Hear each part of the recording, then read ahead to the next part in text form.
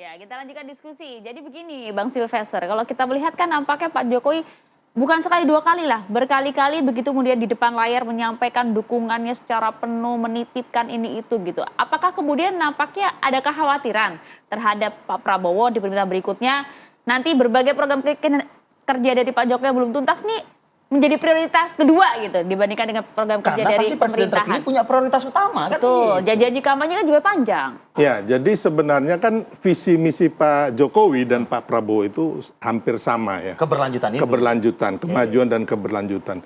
Pak Jokowi itu mimpinya ingin Indonesia ini menjadi negara maju di 2045, sama seperti Pak Prabowo. Jadi makanya Pak Jokowi di sini menekankan bahwa sebenarnya Pak Jokowi dan Pak Prabowo itu baik-baik saja, solid-solid saja, bahkan mesra-mesra saja dan saling jatuh cinta untuk kemajuan Indonesia itu tadi. Jadi tidak ada siapapun yang bisa menghalangi tekad Pak Prabowo dan Pak Jokowi itu Tidak bisa mengusik-usik juga ya, gitu. untuk Indonesia maju, bukan untuk Pak Jokowi ini nanti ada matahari kembar apa enggak ada. Kemesraan itu harus ditampakkan kah Bang di depan layar? Harus dong. Kita mesra nggak nampaknya? Iya, harus dong. Apalagi kan sekarang di media sosial itu kan ada isu kayak yang seolah-olah Mas Gibran menyerang Pak Prabowo, padahal itu belum tentu kebenarannya. Tapi sudah dipercaya oleh teman-teman di medsos itu bahwa oh itu Mas Gibran benar gitu loh. Padahal pembuktiannya aja belum gitu loh. Ya kan? Nah, isu-isu ini mungkin yang ditangkal oleh Pak Siapa Jokowi. Siapa sih mereka-mereka yang menyerang-nyerang ini gitu loh? Ya, menuding-menuding ini gitu. Saya nggak bisa tahu pasti ya, tapi gini Bang, gambaran orang itu ketika kalah dalam hal apapun, dia mungkin belum bisa menerima ya. Terlebih yang kalah Pilpres yang kemarin mengatakan. Ada dua tuh Bang kalau ngomongin kalah Pilpres. Ya, kita akan mengalahkan Prabowo Gibran dalam satu putaran, ya kan? Kita akan mengalahkan mantu Pak Harto dan anak haram anak haram konstitusi. Ternyata kan kalah sekala-kalanya gitu loh, sehancur-hancurnya. Ini kan belum bisa kesatria menerima. Tapi kan tudingan serius nih Bang, harus ada buktinya dong. Ya? Kalau memang mereka betul yang menggaungkan ini. Yang menggaungkan ya itu aja, coba lihat siapa yang ngomong-ngomong. Dari internal Mulyono siapa yang ngomong? Ayo. Isu-isu dinasti politik siapa yang ngomong? Ya, Bang, jangan-jangan dari internal juga Bang? Enggak lah. Yang takut nggak kebagian gitu loh Bang? Enggak. Internal di Prabowo Gibran itu solid. Sampai hari ini saya pastikan kita sering komunikasi, tidak ada masalah. Baik di mantan-mantan tim kampanye nasional, terus teman-teman partai. Ya, TKN ya? Ya, di relawan. Saya wakil ketua tim kampanye nasional. Nggak ada masalah, ya kan? Kita makan-makan, ngobrol, ya kan? Diskusi lancar. Nggak ada masalah. Ya itu hal-hal yang mungkin wajar menjadi menjadi opini liar di masyarakat. Karena apa? Ini kan sangat obes ya dukungannya terhadap Prabowo Gibran ini gitu. Mulai dari partai politik, relawan juga seperti itu. Nah di satu sisi ada legacy yang sudah berjalan saat ini. Tadi Anda mengatakan sudah bisa dikatakan mungkin nyata, berhasil dirasakan. Nah di satu sisi yang terpilih ini juga punya juga gitu. Iya. Jadi pemikiran opini di publik itu kayak gini gitu, Bang. Kita harus melihat dulu secara psikologis, Pak Jokowi itu mengalami kesulitan dalam membangun Indonesia ya. Hambatan itu dari 2014, 2019 itu COVID, makanya kita sampai harus melakukan utang hampir 2.000 triliun lebih. Ya kan?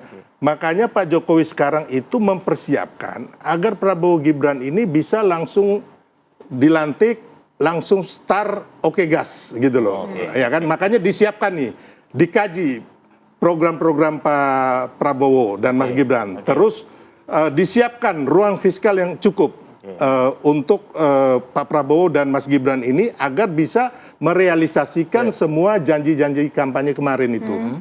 Ya, jadi intinya itu. Jadi bukan untuk kepentingan Pak Jokowi, tapi untuk kepentingan bangsa dan negara. Sampai kemudian menunjuk kepada jajaran kabinet di rapat IKN kemarin itu, tolong dilanjutkan program-program yang sudah berhasil. Seperti itu.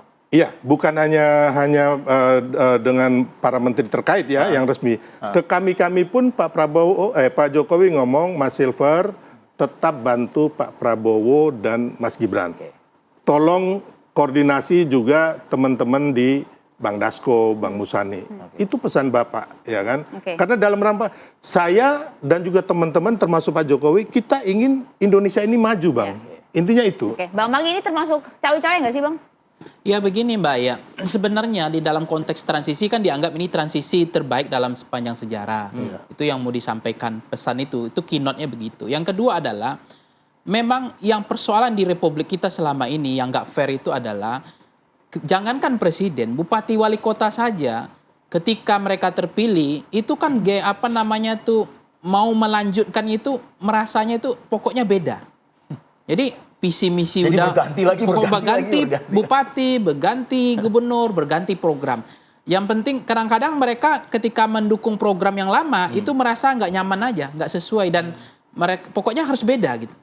Bahkan ada juga yang itu dibangun dari pajak kita, tapi ketika berganti pemimpin nggak dilanjutkan, akhirnya mangkrak. Nah itu yang dikasih yang sebenarnya itu memang ini yang terbaik hari ini. Gitu.